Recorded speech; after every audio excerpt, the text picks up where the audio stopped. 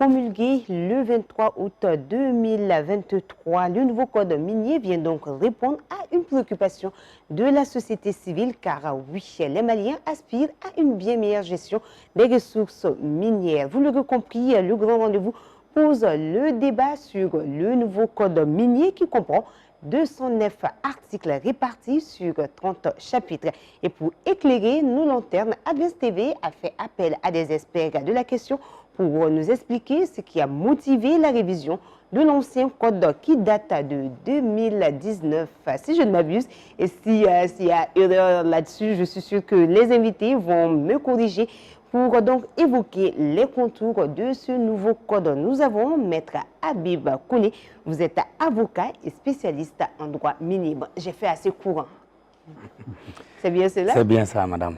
De façon très courte. Oui, c'est bien ça. En face de vous, nous avons M. Djibril Diallo. Il est géologue. Merci.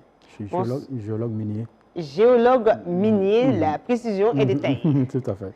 Merci, messieurs, d'avoir accepté notre invitation et merci à vous, chers téléspectateurs, de suivre cette émission sur le nouveau code minier. Sans toute autre forme de transition, on parle de nouveau code minier, un combat mené tantôt par la société civile. Quelles ont été pour vous, M. Diallo, les motivations pour amorcer les changements vers ce nouveau code qui date de 2023? Merci, madame, pour la question.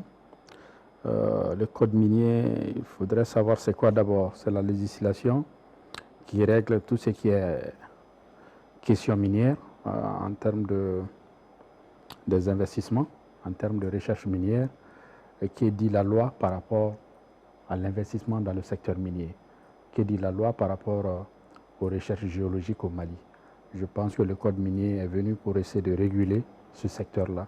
C'est ça un peu le code minier, la législation minière. Bon, maintenant, le Mali en a eu des codes miniers de 1970. Ce fut le premier code minier du Mali. 70, à l'époque, le Mali n'étant pas un pays minier, donc l'économie n'était pas libérale. On est arrivé dans les années 90-91. Ça a coïncidé avec le programme d'ajustement de la Banque mondiale qui a obligé l'État malien à libéraliser son économie. Donc, obligatoirement, l'État devrait mettre en place un code minier qui pouvait attirer les investisseurs et faire venir les investisseurs parce que l'État n'avait pas les moyens d'investir dans la recherche minière. Donc, ce plan d'ajustement structurel a eu des conséquences parce qu'il a obligé l'État à se désengager de tout ce qui est recherche minière et l'exploitation minière.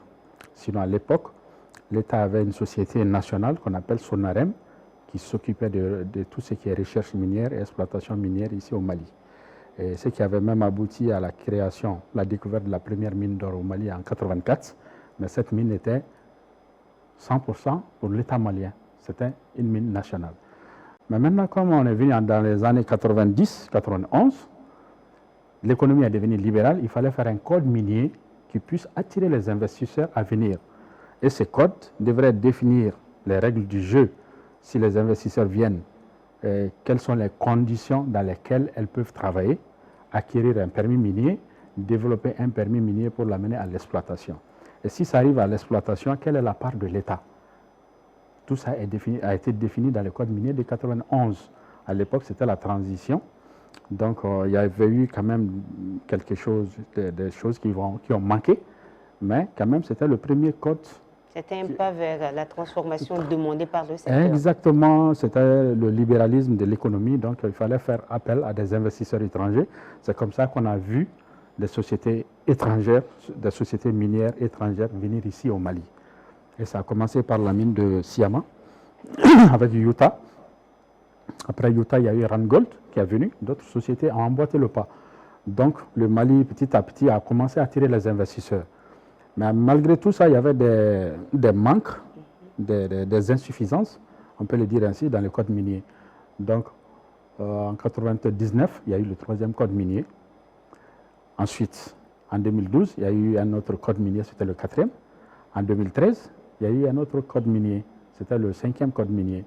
Maintenant, en 2013, 2019. 2019, voilà, au lieu de 2013, 2019. Après 2012, c'est 2019. Le cinquième. Donc, voilà, c'était le cinquième code minier. qui vraiment qui a provoqué beaucoup de contestations, dont nous-mêmes en tant que membres de la société civile, parce qu'on voyait vraiment que les anciens codes miniers de 2019, 99 jusqu'à 91, c'était des codes qui se ressemblent exactement. Il y avait que des petits réaménagements, alors que nous, on avait soif d'un grand changement profond. Le premier changement, c'est quoi? C'est que dans les anciens codes miniers, il était interdit, presque interdit à l'État malien de dépasser les 20% de participation dans une société minière. Nous allons en Voilà. revenir parce que c'est l'une des questions aussi à la part de l'État qui a considérablement évolué avec ce nouveau code. Monsieur Maître Koné, autant pour moi, on parle des motivations qui ont amorcé le changement. Déjà, 5 codes miniers qui ont pris en compte certaines réalités, mais le dernier qui date de 2023 va changer quoi concrètement dans le secteur minier selon vous? Merci madame. Pour être précis, je suis Maître Alifa Habib Koné, si je veux le nom au complet. Et je vous remercie de m'avoir donné l'opportunité de venir partager avec le public malien et peut-être d'ailleurs la petite expérience que j'ai eue dans ce domaine. Ancien tax manager la mine de Morila dans les années 2005. Cela m'a donné l'occasion dès lors de ne plus m'éloigner de ces domaines. Et aujourd'hui, au-delà du droit minier, je m'intéresse et j'essaie de me spécialiser en tout ce qui concerne le droit des investissements. Et donc, cela étant précisé, je voudrais d'entrée dire qu'en fait, il n'y a pas de code parfait. Il n'y a pas de code minier parfait. Et c'est peu dire, parce qu'il n'y a pas de loi parfaite. Et chaque loi, chaque code est fait pour répondre à un contexte précis, à des préoccupations du moment.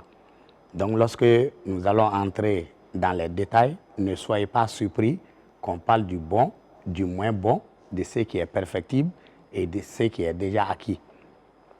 Et je me réjouis que mon co-débatteur ait déjà détaillé l'évolution qu'il y a eu dans la législation minière en remontant jusqu'aux années 70.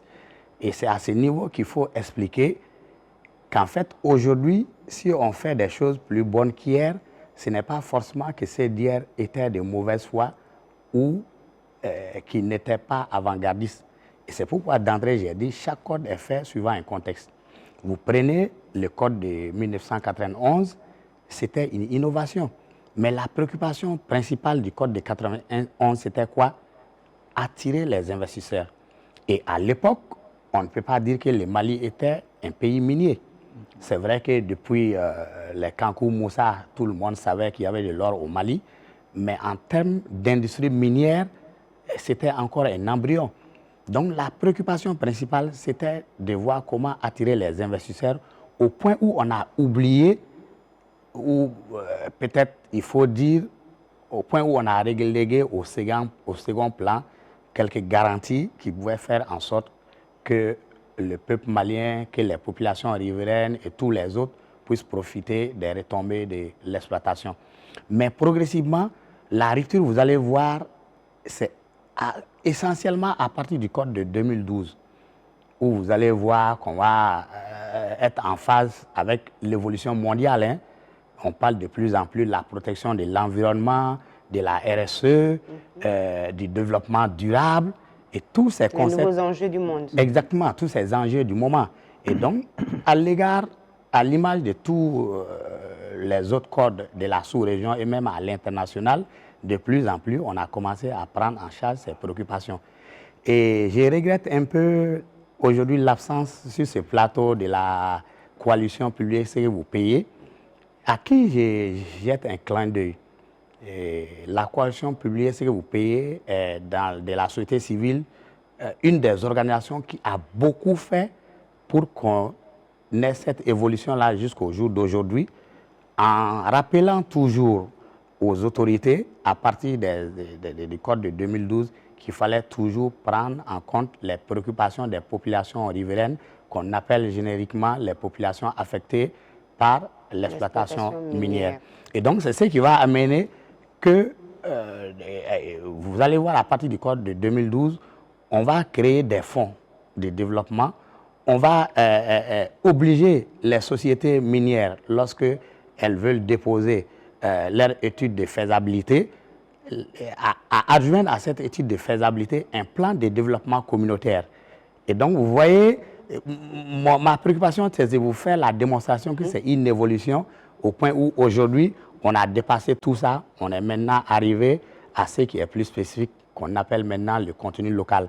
Et lorsque vous prenez le contenu local, à mon sens, s'il y a vraiment quelque chose d'appréciable dans ce nouveau code-là de 2023 et de remarquable, c'est vraiment les dispositions spécifiques qui sont intégrées dans le code minier sur les aspects de contenu local et qui est accompagné, et cela est remarquable, dans un même numéro du journal officiel d'une loi sur le contenu local Contenu qui sera local suivi qui est une loi complémentaire dans ce nouveau code minier. Mais avant d'en venir à cela, je le disais à l'introduction, 209 articles, 30 chapitres où sont définies les activités minières, les droits, les obligations des opérateurs ou encore les modalités d'octroi des permis d'exploitation. Pour vous, M. Diallo, quels sont les véritables enjeux de ce nouveau code? Bon, le véritable enjeu, je pense que Maître a bien dit les choses. C'est-à-dire chaque code vient selon les contextes, les réalités de ces moments-là. Le Mali, dans les années 90, n'était pas un État minier. Bien qu'il a dit on a des ressources minières, mais comment exploiter ces ressources minières, l'État n'avait ni les moyens, la capacité technique, ni la capacité financière. Parce que qui dit recherche et exploitation, ça demande des centaines de milliards et c'est des investissements très risqués. Vous pouvez engager des milliards et ne rien trouver au bout du compte. Maintenant, le nouveau code minier de 2023 est venu combler beaucoup d'insuffisances. Parce que, comme l'a dit Maître, le code 2091, c'était pour attirer des investisseurs à venir ici au Mali. Effectivement, ça a bien marché parce que si vous prenez les années 85, la première mine du Mali, le Mali n'atteignait même pas 1 tonne d'or par an. Mais après le code minier de 91 à 2005, immédiatement la production aurifère du Mali s'est retrouvée jusqu'à 50 tonnes d'or par an. Donc ça veut dire que le code minier de 91 a vraiment joué un rôle en termes de la production de l'État malien. Mais maintenant, nous, en tant qu'acteurs de la société civile, et même en tant que scientifiques dans le domaine aussi, on veut que ça brille davantage. C'est-à-dire que ça puisse briller davantage. C'est ça notre combat. Donc maintenant, c'est que le code de 2023 puisse régler certaines choses. Maintenant, on veut un code de développement. Un code dans lequel les réalités ont changé. Il faut qu'on aille vers des partenariats stratégiques, des partenariats de gagnant-gagnant, mais dans la plus grande transparence avec nos partenaires. Et souvent, cela a manqué, suite, je ne vais pas rentrer dans certains détails, c'est qu'il y a eu vraiment beaucoup de manques à gagner de l'État qui avoisine les 500 milliards, on ne peut même pas calculer les chiffres. Parce qu'en réalité, à un moment, l'État aussi ne contrôlait pas du tout sa production aurifère. Parce que là, si vous prenez ces produits à l'état brut, et c'est exporté à l'état brut. Donc, aucun contrôle de la chaîne de valeur, de transformation. Jusqu'à la transformation finale, l'État ne contrôle absolument rien. Si ce n'est que les impôts, les taxes, que l'État se contente de récolter au niveau des mines. Et ça aussi, ça laisse à désirer parce que ces impôts et ces taxes-là sont calculés sur la base de quoi? Nous, maintenant, c'était ça notre combat, c'était d'essayer de faire un nouveau code minier dans lequel l'État devient d'abord un actionnaire qui peut avoir une minorité de blocage. Parce qu'avant, dans les anciens codes miniers, l'État n'avait que 10% de participation gratuite. Les 10 autres pourcents, l'État devrait les acheter en numéraire. Il s'est trouvé que beaucoup de ces 10%, l'État n'a jamais acheté. Ces 10% sont restés baladés. En réalité, on dit l'État a 20%, mais dans les faits, l'État n'a que 10%. Et quand vous êtes 10% dans une société, vous êtes trop minoritaire pour être associé même aux dépenses. Mais maintenant, avec le nouveau code minier de 2023, on a brisé cette chaîne. Maintenant, l'État se retrouve avec la possibilité de pouvoir acquérir jusqu'à 30% de participation dans toutes les sociétés minières qui vont se mettre en place. Donc, ce qui va donner une minorité de blocage à l'État malien. 5%, c'est pour les nationaux maliens qui sont intéressés à devenir des actionnaires. Donc, les Maliens auront en tout et pour tout, dans une mine, 35% de participation dont 30% c'est pour l'État malien lui-même. Et 5% Donc maintenant, les pour, 5% pour les locaux qui sont intéressés à être des actionnaires. Donc maintenant, les 30%, vous allez voir que ça a une importance capitale, parce que ça va renforcer davantage la présence de l'État dans le conseil d'administration. Toutes les dépenses qui vont s'effectuer, l'État va être impliqué dedans. Donc ça avait beaucoup manqué à l'État malien, qui n'était pas du tout associé dans les dépenses, où nous allons en venir avec le contenu local, et qui est quand même un point très important, parce que c'est dans cette dépense que l'État aurait dû puiser le maximum d'argent pour que ces ressources-là puissent profiter à l'État malien et aux Maliens qui travaillent dans ce secteur-là. Voilà, mais maintenant, il y a d'autres innovations dont il a parlé aussi. Ça, c'est le Fonds de développement local. Dans ce nouveau code minier, il y a beaucoup de rénovations. Je ne vais pas rentrer dans tous les détails, comme vous avez dit, c'est plus le dessin. Mais je vais prendre quelques points les plus importants. Ça, c'est le Fonds de développement local. Et ce fonds, avant, n'était pas octroyé à la communauté locale. C'est pour cela que vous voyez, là où il y a les mines, les gens se plaignent que l'or ne brille pas.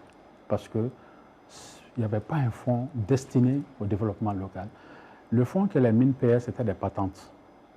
Et ça, c'était payé. Hein. Mais malheureusement, ces patentes, quand ça va dans la caisse de l'État, l'État n'a qu'une caisse unique de l'État, c'est utilisé pour les besoins de l'État. Et ça ne revient pas à la communauté locale.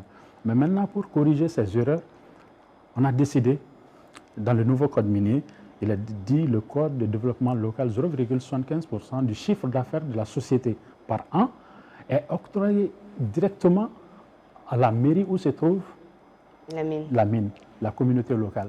Et ces fonds, souvent, c'est des centaines de millions, même ça voisine des milliards. Et ces fonds pourront être utilisés par ces mairies pour faire des routes, des écoles, des dispensaires, ainsi de suite. Et c'est comme ça que la population locale pourra voir vraiment la couleur de l'or.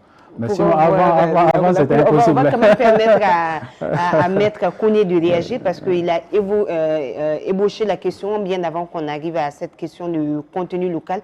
Des dispositions qui permettent quand même une participation des entreprises locales dans le secteur minier. Concrètement, ça va changer quoi? En dehors du fait que le pourcentage sera reversé à la mairie qui sera en charge de développer localement la communauté.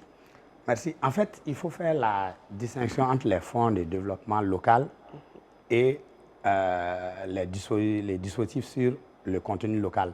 Parce que les dispositifs sur le contenu local s'adressent essentiellement aux sociétés privées maliennes qui vont vouloir et qui vont pouvoir avoir l'opportunité d'avoir des marchés. Ensuite, à l'emploi local, ce qui voudra dire qu'on va privilégier les Maliens en termes d'emploi et qu'à partir d'un certain nombre d'années, normalement, on ne devrait plus avoir d'étrangers dans les mines. En revenant spécifiquement à ce qui concerne le fonds de développement local, qui fait en même temps partie du développement local, si vous associez le contenu local, mais ce fonds de développement local est spécifique. En fait, ces fonds-là existent dans les textes depuis 2012. D'accord, mais qu'est-ce qui change? Parce que quand j'ai parcouru le journal officiel, on mentionne bel et bien une loi complémentaire sur le contenu local avec 5 points. Je pense que A, B, C, D et E, si je ne me trompe pas, bien sûr. C'est ce que je dis. J'ai fait la différence entre le contenu local et le fonds de développement local. Oui. Pour le fonds de développement local, ces fonds existent depuis le code de 2012. Malheureusement, il n'a jamais été mis en application. Et l'avancée avec ces nouveaux codes, c'est que le taux a augmenté. Au lieu de 0,25% du chiffre d'affaires des sociétés minières, c'est maintenant 0,75%. Ça, c'est l'évolution. 0,75% avec l'applicabilité des textes qui étaient déjà là, mais qui ont été révisés. Exactement, mis à jour. Et ce qui manquait, c'était les textes d'application. Parce que quand on parle de code minier, la loi portant code minier précise en son sein que quand vous dites code minier, c'est non seulement cette loi portant code minier, ce sont ces décrets d'application, c'est les décrets portant convention type. Et donc, c'est tout ça qui fait le code minier. Et ce qui manquait, c'était justement les textes d'application. Et maintenant, les textes d'application vont être pris. Et effectivement, les communautés locales et riveraines pourront avoir accès au fonds de développement local. Ce qu'il faut préciser par rapport à la patente, Et nous, avec la coalition Plus que vous payez, nous sommes toujours battus pour ça. Nous disons qu'en fait, la patente n'est pas un cadeau qu'on fait aux collectivités autour des mines. Et c'est pourquoi je dis toujours que la patente n'est pas un reversement infranational. Nous allons y arriver peut-être vers la fin de l'émission dans les recommandations par rapport à ce qu'il faut faire pour que l'or brille pour les Maliens. La patente est un impôt de droit commun que toutes les mairies, les cercles avant et les régions collectaient. Mais la société des collectivités riveraines des mines par rapport à la patente, c'est que quand vous calculez la patente d'une société industrielle, le mode de calcul est différent de la patente d'un commerçant. Et si vous appliquez ces calculs, vous vous retrouvez avec des montants énormes. Mais le problème qui se pose avec la patente, ce n'est pas un impôt spécifique qu'on crée dans le domaine minier. Et donc nous disons la confusion pour voilà, circonstanciellement, parce que cette collectivité, cette commune par exemple, abrite une mine, le montant devient élevé, mais la même patente existe partout. Et c'est pourquoi nous avons proposé dans le temps qu'on crée des impôts spécifiques qui vont aller vers les communautés, comme on avait prévu dans, comment dirais-je, comment vous avez appelé ça? La convention type? Non, la convention qu'on a signée avec les régions du Nord. L'accord voilà. L'accord pour la paix prévoyait que si on fait une découverte minière dans les régions minières, il y a un pourcentage qui va aller aux collectivités du Nord. Et nous avions dit en son temps, au lieu d'attendre la mise en application de l'accord sur la paix, il faut déjà commencer avec les régions les mines qui sont déjà en opération. Voilà. Donc, c'est cette précision que je voudrais donner. Maintenant, quand on va rentrer dans les spécificités du contenu local, vous allez vous rendre compte que le premier aspect, c'est que désormais, tous les gros marchés de prestations de services au niveau des compagnies minières, normalement, doivent être gérés et traités par des sociétés maliennes. Exactement, par des sociétés maliennes. Et dans cette loi sur le contenu local, on a défini la société malienne. Et pour répondre aux critères de société malienne, il faut que votre capital, dans votre capital, qui ait une participation de 51% à des personnes physiques maliennes ou à des personnes morales maliennes dont le siège est au Mali et dont les bénéficiaires effectifs sont des Maliens, et en plus que 50% des salaires des salariés de cette société soient affectés à des Maliens. Si vous ne répondez pas à cette définition, il y a une certaine catégorie de services dont vous ne pouvez plus prétendre, aspirer même postuler simplement au marché. Voilà. Et ça dépend de la nature des services. Pour certains services, on peut donner jusqu'à peut-être 20% aux étrangers et les 80% aux Maliens. Mais il y a un certain nombre de services où il y a l'exclusivité. Il n'y a que des Maliens qui peuvent postuler. Et la liste même est jointe au document du journal officiel. Exactement. Et le deuxième aspect, c'est par rapport à l'emploi local. Désormais, prioritairement, les Maliens seront embauchés. Et sur certaines catégories, notamment les emplois non qualifiés, c'est 100% des Maliens jusqu'aux emplois qualifiés au cadre et autres où progressivement, c'est un pourcentage qui diminue. La première année, vous avez un pourcentage. La deuxième année, le pourcentage augmente. Et l'objectif, c'est qu'en fin de compte, après 5 ans, il n'y ait que des Maliens qui travaillent dans les mines. C'est vrai que beaucoup de sociétés minières ont déjà anticipé. Vous avez des sociétés minières aujourd'hui au Mali, si vous y allez, plus de 99% des chefs de département sont maliens. Ça, c'est sans tenir compte de ceux qu'on assimile à des Maliens, donc tous ceux qui sont de la zone UEMOA qu'on peut assimiler à des Maliens. Et ce qui est venu renforcer ces dispositifs, c'est qu'il y a maintenant une obligation pour chaque société minière de présenter un plan dans tous ces secteurs.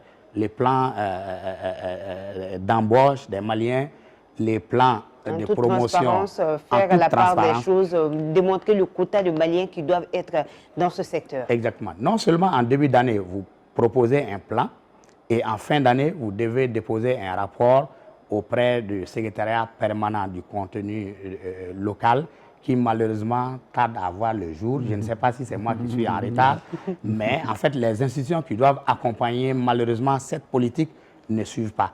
Et ce qu'il faut regretter... On va y revenir dans les recommandations, comme Voilà. vous l'avez si bien dit. Exactement. Les implications économiques, il faut les évoquer également. Ces nouvelles dispositions, notamment l'implication des Maliens, les sociétés maliennes, donner plus de poids aux Maliens dans les sociétés de mines pourrait aussi rapporter jusqu'à 500 milliards de francs CFA au budget annuel de l'État. Ce sont les prévisions. Qu'est-ce que vous avez à dire par rapport à cela?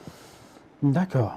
Ça, c'est On parle vraiment... de 500 milliards. 500 milliards, moi, je pense que c'est même petit par rapport à ce que nous prévoyons, à ce que le Mali pourrait davantage engranger en termes de ses ressources minières.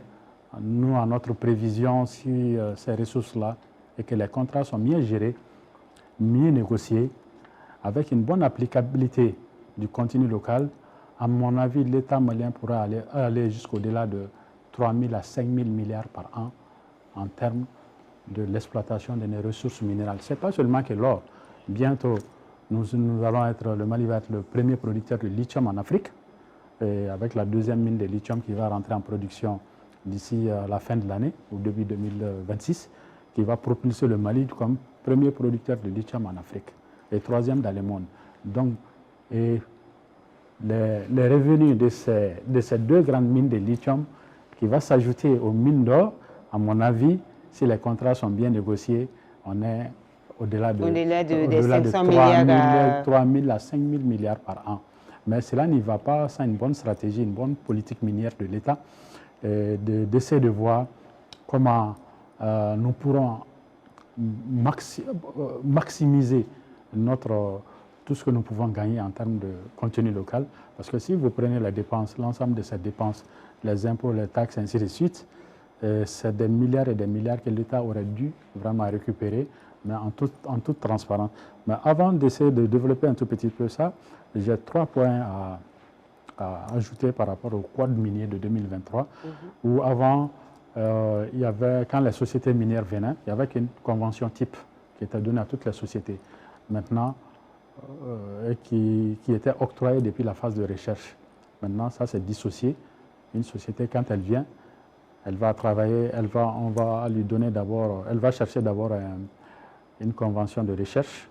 Si ces travaux d'exploration aboutissent à la découverte d'un gisement, elle vient maintenant, l'État va lui proposer maintenant un contrat qu'on appelle une convention d'exploitation. Avant, les deux étaient cumulés le même ensemble. contrat.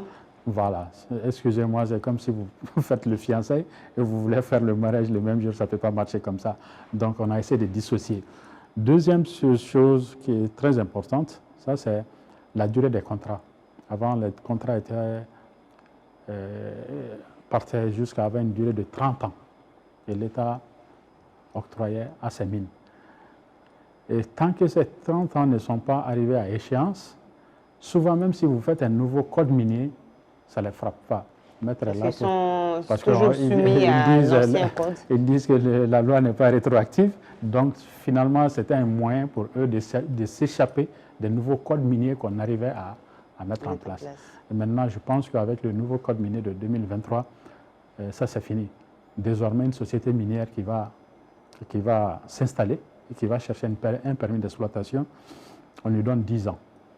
Mais le premier permis d'exploitation, c'est 12 ans. Les 2 ans, c'est le temps d'implantation. Mais les 2 ans, après les 2 ans que vous avez été incapable de vous implanter, le permis est annulé. Ça veut dire que vraiment, vous n'êtes pas en mesure de mettre en place une mine ici. Maintenant, le premier contrat est en 12 ans. Si les 12 ans sont expirés, l'État vous donne 10 autres années.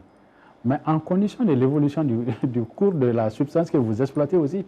Parce que imaginez que dans les années 90, l'once était à $800. Au maximum, c'était à $1000.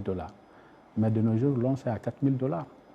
Vous ne pouvez pas donner les mêmes avantages au moment où l'once est à $800 qu'au moment où l'once est à $4000. Donc tout ça, il y a eu des changements par rapport à ça.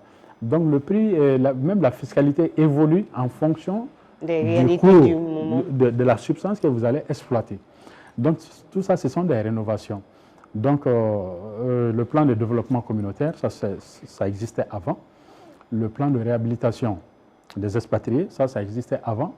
Vous ne pouvez pas avoir un permis d'exploitation tant que vous n'avez pas fait toutes ces études. Le plan même de la réhabilitation de la mine, quand vous allez finir, comment vous allez réhabiliter la mine, il y avait un fonds séquestre que vous devrez mettre dans une banque quand vous allez finir l'exploitation et que vous êtes incapable de restaurer l'endroit comme vous l'avez trouvé. L'État utilisait ce fonds pour restaurer la mine comme l'environnement l'avait demandé. Donc il y a tout ça. Donc ça veut dire que jusqu'à présent, vraiment, il y a des choses qu'on doit corriger, mais il y a des changements majeurs qu'on a quand même pu arriver à le faire. Mais maintenant, je reviens aux retombées de 500 milliards, 700 milliards. Moi, je vous ai dit qu'on peut aller au-delà de ça. À 3 000 milliards, vous dites. Voilà, nous, dans notre prévision, on pense que si le contenu local, on arrive à mieux essayer de mettre en application le contenu local, et on peut aller au-delà de ces prévisions que vous venez de dire. Et je pense que ça va favoriser maintenant les entreprises locales qui sont ici au Mali, qui vont bénéficier des avantages, des retombées. Parce que les sous-traitants ici au Mali avant ont été spoliés parce que certaines sociétés minières importaient même la restauration en laissant des Maliens ici. Et même certaines sociétés importaient de la viande. Donc on a dit que vraiment tout ça, il faut que ça s'arrête. Maintenant, désormais, il faut maintenant un secrétariat permanent, développer l'économie locale. Maintenant l'économie locale.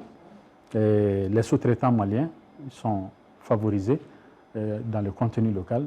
S'il y a des travaux que des entreprises maliennes locales peuvent faire, c'est eux qui sont privilégiés. À défaut que ces entreprises aient les capacités techniques, on fait appel maintenant à des expatriés. Parce que souvent, cela arrive souvent, qu'on n'a pas des connaissances techniques pour faire face à certains types de travaux, tels que dans les mines souterraines, des fois, il y a certains types de travaux, on n'a pas l'expertise ici. Donc, on donne la capacité à ces sociétés d'amener ces expertises. Mais en amenant ces expertises, ces sociétés doivent former aussi des Maliens à côté pour que d'ici 2 ans, ce Malien qui a été formé puisse prendre le relais. Donc, je pense que, comme Maître l'a dit, il y a certaines sociétés qui l'ont déjà fait. Je ne veux pas faire de publicité de société, mais Barrick, avec Randgold, 90% de leur personnel sont des Maliens. Et cela, vraiment, c'était un cas d'école.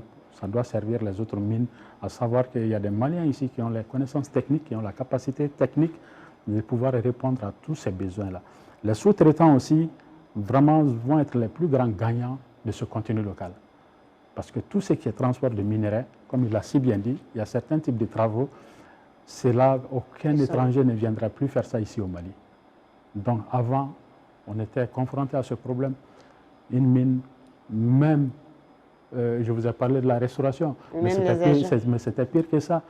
Même le transport de minerais était donné à des étrangers, alors qu'on a des Maliens ici qui ont la capacité technique. Mais je vais vous donner l'exemple d'une école du contenu local, ça c'est SFTP, ce n'est pas pour faire la publicité, qui est devenue Coreca, qui est devenue l'une des plus grandes sociétés de sous-traitance en Afrique de l'Ouest.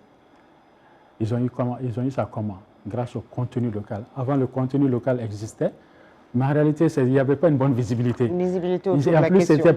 il n'y avait pas une obligation d'imposer ça aux multinationales. Mais maintenant qu'on a en fait une loi à part, donc maintenant, ça va être, non seulement on va avoir une bonne visibilité, deuxième, c'est que ça va être une obligation de pouvoir respecter cette loi, parce qu'avant, c'était confus dans les anciens codes miniers. Le nouveau code minier a décanté la situation. On va continuer par rapport aux apports économiques avec ce nouveau code. Maître, j'ai lu que l'État aura la possibilité d'acheter jusqu'à 20% de parts dans les projets miniers. Est-ce que ça va s'ajouter à ce chiffre qu'on a dit un peu plus haut, jusqu'à 5 000 milliards et contribuer de 10 à 20% au PIB national? C'est justement là où j'ai une position un peu plus nuancée que nos amis. Il faut tout contextualiser. Et en réalité, ce nouveau code est une bonne chose, mais la seule limite, c'est que comme il l'a expliqué, en son temps, depuis les années 91, les conventions d'établissement étaient signées depuis le début de la recherche. Bien avant l'exploitation. Bien avant l'exploitation. Et les avantages qu'on accordait aux sociétés minières allaient continuer durant toute la vie de l'exploitation, de la convention. Qui était de 30 ans quand Donc, même, hein? C'était pas rien. Merci. Donc, à ce jour, vous avez des sociétés minières qui ont signé leur convention en 91 et les avantages qui leur étaient accordés par le Code de 91, ce sont ces avantages Qui sont toujours en vigueur. qui sont toujours en vigueur, sauf si volontairement eux-mêmes décident de renoncer à ces avantages. Et malheureusement, c'est légal. C'est pourquoi j'ai parlé d'un contexte global. Ce n'est pas seulement le secteur minier, mais c'est un contexte global du droit des investissements à l'international. Et malheureusement, lorsque il y a des difficultés entre l'État et ses sociétés minières, ce ne sont pas nos tribunaux qui vont trancher. C'est à un autre niveau, notamment au niveau du CIRDI, ce qu'on appelle le CIRDI, qui est le Centre international des règlements des différends, qui tranche. Et à ce niveau, un élément important sur lequel le CIRDI se base, c'est ce qu'on appelle la notion de stabilité. Ça veut dire quoi? Que les avantages que le Code donne à une société minière au moment où elle signe ses conventions, elle maintient ses avantages et même si un nouveau Code minier est adopté, ce Code minier ne s'applique pas à cette ancienne société. Donc ça voudrait dire que si toutes ces sociétés, heureusement au Mali, il y en a un bon nombre qui ont accepté volontairement de renégocier leurs contrats, mais si ces sociétés ne veulent pas que le nouveau code s'applique à eux, il sera très difficile, légalement j'ai dit, de les obliger à ce que ce code s'applique à eux. Donc ça voudrait dire, si vous prenez l'essentiel de nos sociétés minières en exploitation, l'essentiel est encore sous le régime de 1991. C'est ce bémol qu'il faut mettre. Deuxième aspect, par rapport au taux de participation, je suis de ceux qui ne sont pas convaincus que c'est l'augmentation de la participation de l'État dans le capital des sociétés minières qui va faire que l'or va briller pour les Maliens. Pourquoi? Je suis curieuse. Dans tous les codes, depuis le début où on a fait l'ouverture, l'État a toujours 10% gratuit. Et ces différents codes prévoyaient que l'État pouvait prendre 10% supplémentaires, mais en payant au prix où les privés auraient payé. Mais jusqu'à une période récente, dans l'essentiel des sociétés minières, l'État avait effectivement 20%. Mais personne ne peut vous produire les reçus de l'achat des 10% supplémentaires de l'État. Parce que les sociétés minières, en réalité, dans la pratique, avaient toujours donné les 10% supplémentaires gratuits à l'État. Sans que l'État ne les achète. Sans que l'État ne débourse un franc. Mais en fait, les deals informels, c'était quoi?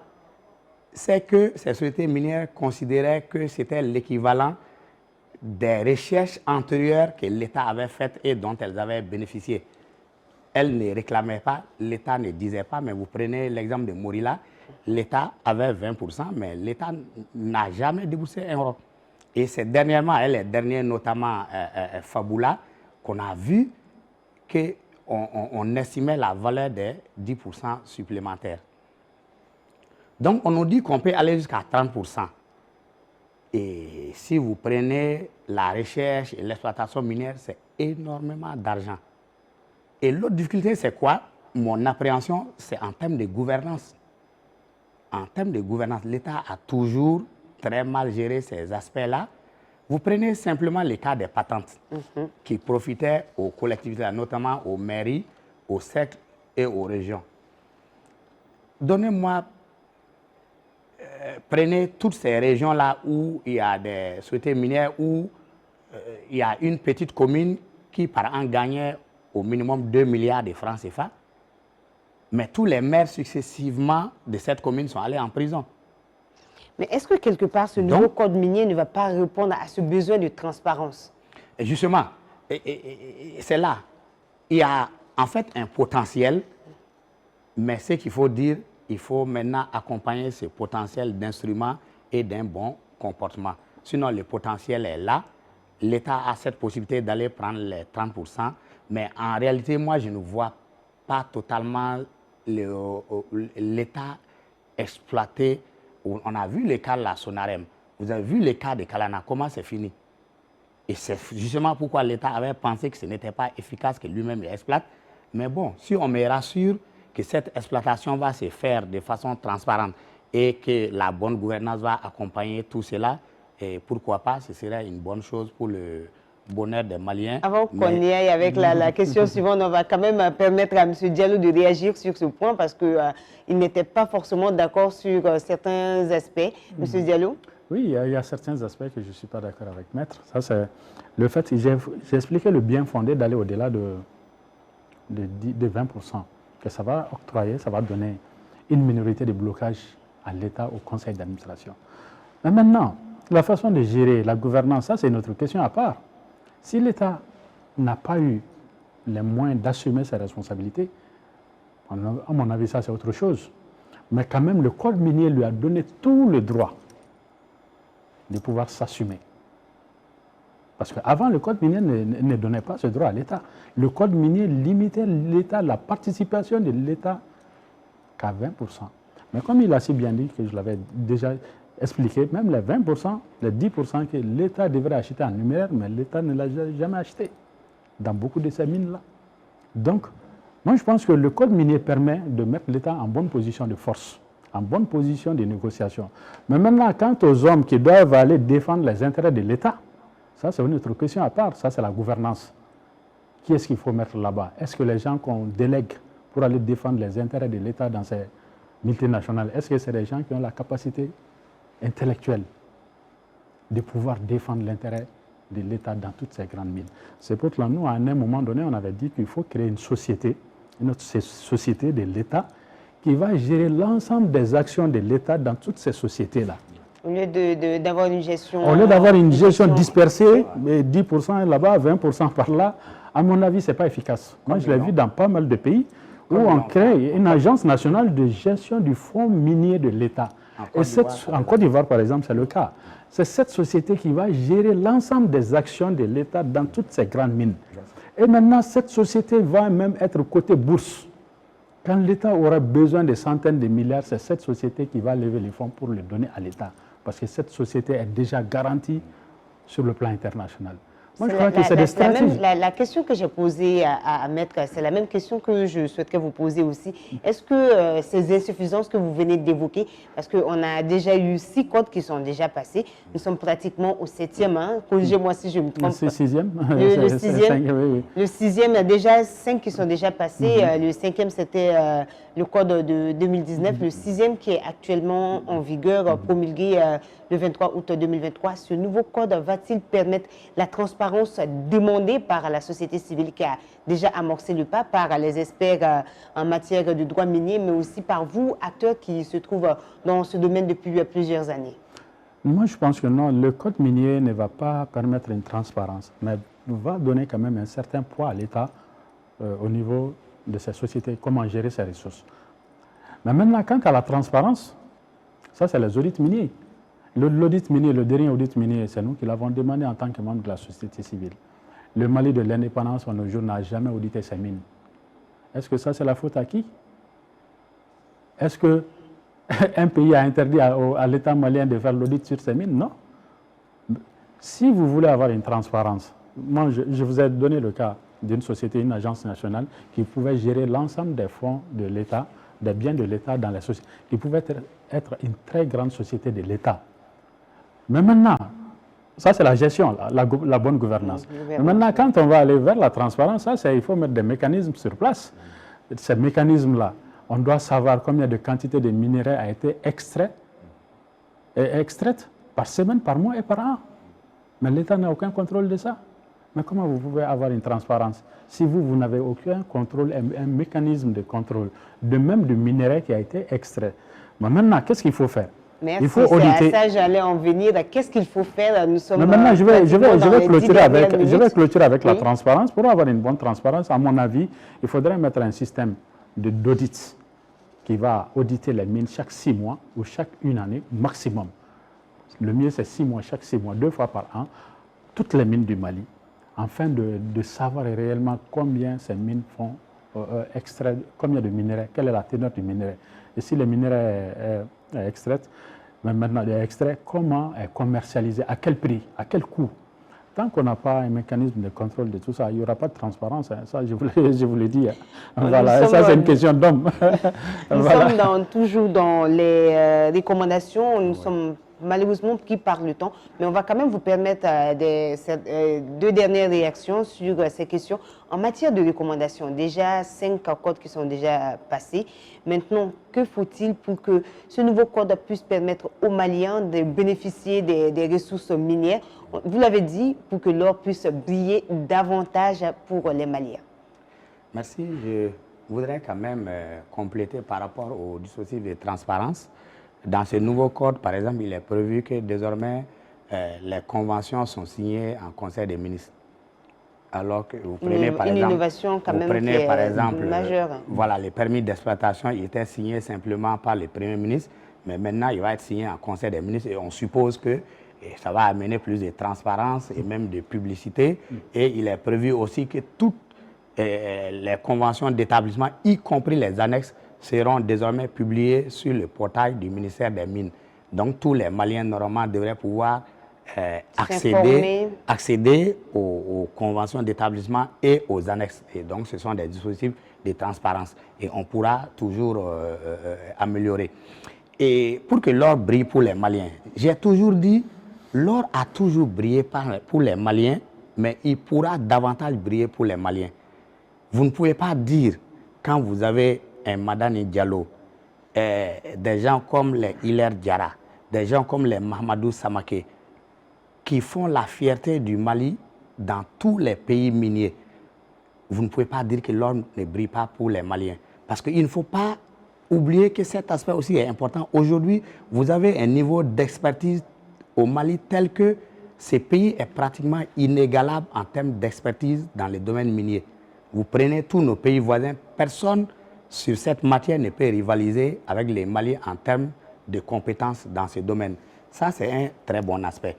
Maintenant, l'aspect sur lequel on pourra toujours insister et qui est annoncé par le Code minier, c'est comment faire en sorte qu'on puisse créer des grosses entreprises maliennes capables de faire des prestations de services dans ce domaine. Et c'est ça l'un des objectifs du contenu local. Il vous a donné l'exemple d'un de nos compatriotes qui, effectivement, à partir de l'encouragement et de l'encadrement d'une société minière, est devenu un pionnier, un cas qu'on apprécie tous et qui, aujourd'hui, fait même des prestations en dehors du Mali. Et c'est cela qu'il faut encourager. J'ai eu la chance, en 2015, de faire partie d'une équipe qui devait faire une étude sur le contenu local dans les 3 pays, le Mali, la Guinée, le Niger et la Côte d'Ivoire, 4e pays. Et moi, j'étais chargé de l'étude du Mali. Nous avions conclu à l'époque que la prise en compte du contenu local était pratiquement nulle. Mais je me réjouis aujourd'hui que 10 ans après, qu'il y ait eu des initiatives dans ce domaine. Mais ce qu'il faut dire, c'est qu'en fait, cette évolution est venue de toute l'Afrique. Parce que vers les années 2010, ce sont les sociétés civiles africaines qui ont dit qu'il faut désormais que les ressources naturelles des Africains profitent à l'Afrique. Et concrètement, au niveau de la zone CEDEAO, les différentes sociétés civiles nationales se sont réunies et se sont retrouvées à Abuja. Et ça a abouti finalement à l'adoption d'une directive de la CEDEAO sur la bonne gestion des ressources naturelles et qui prévoyait que les ressources naturelles doivent profiter aux communautés locales. Suite à cela, il y a eu des instruments comme la vision minière africaine. Ce sont tous ces instruments dont nous nous inspirons en termes de bonnes pratiques pour aujourd'hui proposer toutes ces avancées. Et j'estime que le Code minier de 2023 est vraiment un bon cadre, bien pensé. C'est vrai qu'il y a des insuffisances. Les gens peuvent avoir l'impression qu'on critique beaucoup, mais notre rôle aussi, ce n'est pas forcément de dire tout ce qui est bien. Il y a de bonnes choses, mais de mettre en exergue les petites insuffisances pour que ces petites insuffisances puissent être corrigées. Et donc, si pour finir, oui. si pour finir, en m'appuyant sur les insuffisants, j'ai des recommandations à faire. La première des choses, c'est que je suis resté un peu sur ma faim quand on a limité la loi sur le contenu local au secteur minier. Moi, j'estime qu'il faut faire une nouvelle loi sur le contenu local de façon générale.